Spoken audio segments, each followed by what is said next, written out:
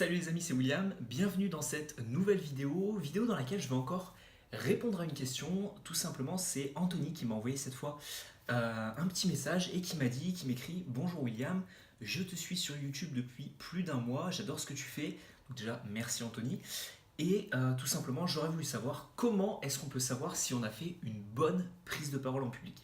Parce que tout simplement, je suis commercial dans une entreprise, j'ai réalisé un speech pour pitcher un de nos produits. Donc un pitch, c'est tout simplement un petit discours rapide qui peut être commercial ou non, et qui a vocation de faire passer le public à l'action ou d'essayer de le convaincre. Je reparlerai de ça dans des prochaines vidéos. Et donc il me dit: comment est-ce que je peux savoir si mon pitch a été bien apprécié du public et comment savoir si ma prise de parole a été efficace. Alors déjà Anthony, merci pour ton petit message. Je vais répondre à cette question en trois parties.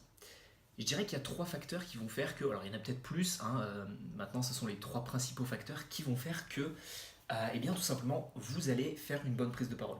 Que ce soit également des étudiants qui cherchent à savoir si leur prise de parole a été efficace, si leur exposé a été efficace.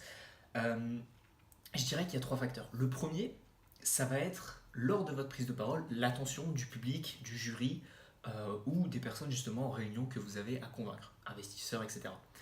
Si, tout simplement, s'il n'y a pas un grand intérêt de leur part et s'ils ne vous écoutent pas, s'ils font par exemple autre chose, qu'ils dessinent sur une feuille, qu'ils envoient des SMS, qu'ils sont sur leur téléphone ou qu'ils discutent entre eux, à ce moment-là, tout simplement, vous savez que votre prise de parole, elle est pas très efficace. Donc si vous n'arrivez pas à capter l'attention du public et que le public n'est pas intéressé par ce que vous racontez, parce que vous êtes en train de raconter, et bien tout simplement, là, vous êtes sûr que votre prise de parole est mauvaise. Ok.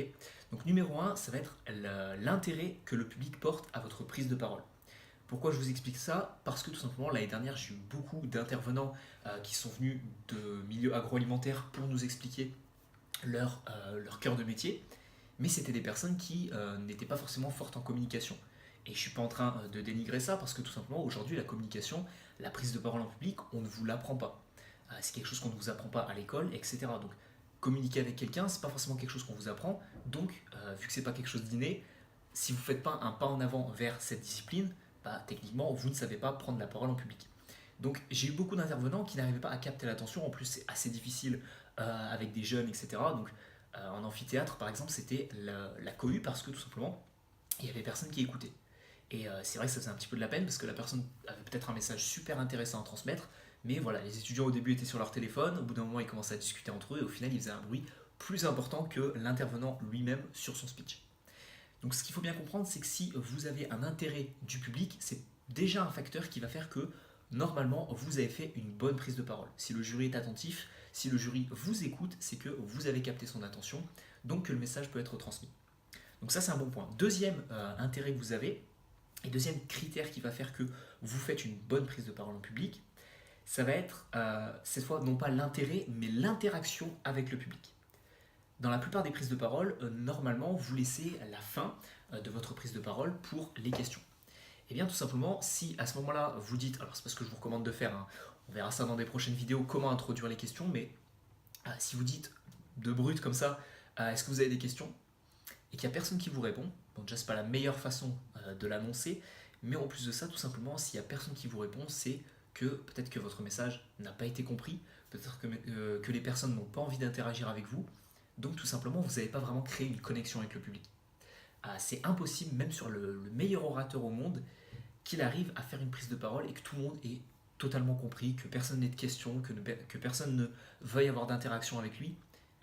S'il n'y a aucune interaction à la fin, ou durant votre prise de parole, c'est que votre prise de parole a été mauvaise. Parce que normalement, il y a soit des interrogations parce que vous n'avez pas été assez en profondeur sur certains points, soit des questions un petit peu plus ouvertes sur d'autres domaines, etc.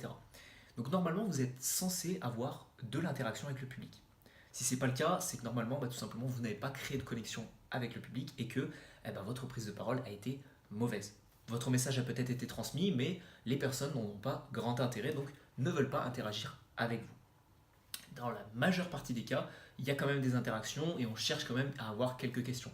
Mais si vous avez une foule de questions, c'est très bien, c'est parce que tout simplement les gens s'intéressent à ce que vous venez de raconter, donc c'est efficace. Après, par contre, si c'est pour dénigrer tout ce que vous venez de dire, bon, à ce moment-là, c'est peut-être parce que votre message n'a pas été bien transmis et que vous avez été un mauvais orateur.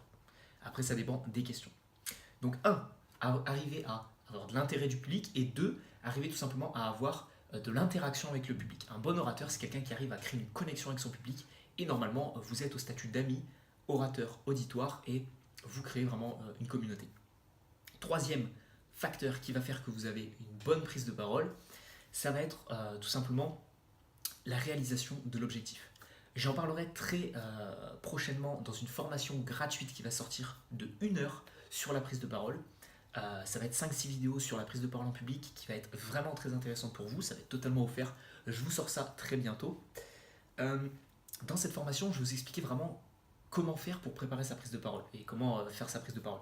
Mais ce qu'il faut bien retenir, c'est que toute interaction, toute communication, que ce soit une conversation, que ce soit une prise de parole, que ce soit un pitch, que ce soit vraiment n'importe quoi, normalement, vous avez un objectif.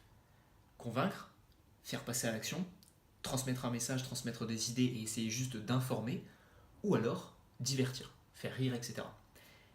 Et bien tout simplement, pour savoir si votre prise de parole a été efficace, qu'est-ce que je vous recommande de faire? Je vous recommande bien, de se dire, ok, de fixer en amont quel est l'intérêt de votre prise de parole. Donc dans ton cas, Anthony, c'était un pitch, c'était pour essayer de convaincre les personnes d'adhérer à ta proposition. Donc à ce moment-là, tu voulais les faire passer à l'action. Et également les convaincre que ta solution était la meilleure du marché, peut-être. Donc ça, normalement, tu l'as mis en place en amont.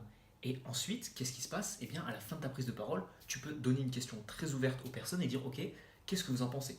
Si les personnes ont un grand sourire et qu'elles disent, ok, on y va, on marche, eh bien là, à ce moment-là, c'est que tu as fait un bon pitch et que tout simplement, tu as réussi à les convaincre. Et en plus, peut-être à la fin de ta prise de parole, de ton pitch, de les faire signer un contrat.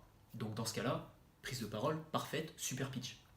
Par contre, si ta prise de parole a pour objectif de divertir et que tu n'arrives pas à faire rire le public, tu n'arrives pas à les faire passer un bon moment et qu'à la fin il n'y a aucune question ou quoi que ce soit, à ce moment-là, c'est que ta prise de parole a été mauvaise, que tu n'as peut-être fait que informer le public. Donc bien définir en amont quel est l'objectif de la prise de parole, divertir, informer, faire passer à l'action ou convaincre. Et suite à ça, et bien tout simplement à la fin d'une prise de parole, soit poser une question ouverte au public, soit vous en rendre compte par vous-même. Donc dans ce cas-là, soit divertir et vous avez fait rire le public, soit informer et à la fin vous demandez si les personnes ont bien compris, et si elles ont compris, tout simplement c'est que vous avez bien informé le public, ou alors essayer de les convaincre. Par exemple, je vous donne un exemple très simple, vous faites une prise de parole en disant que Samsung c'est mieux qu'Apple, le grand débat, l'éternel débat.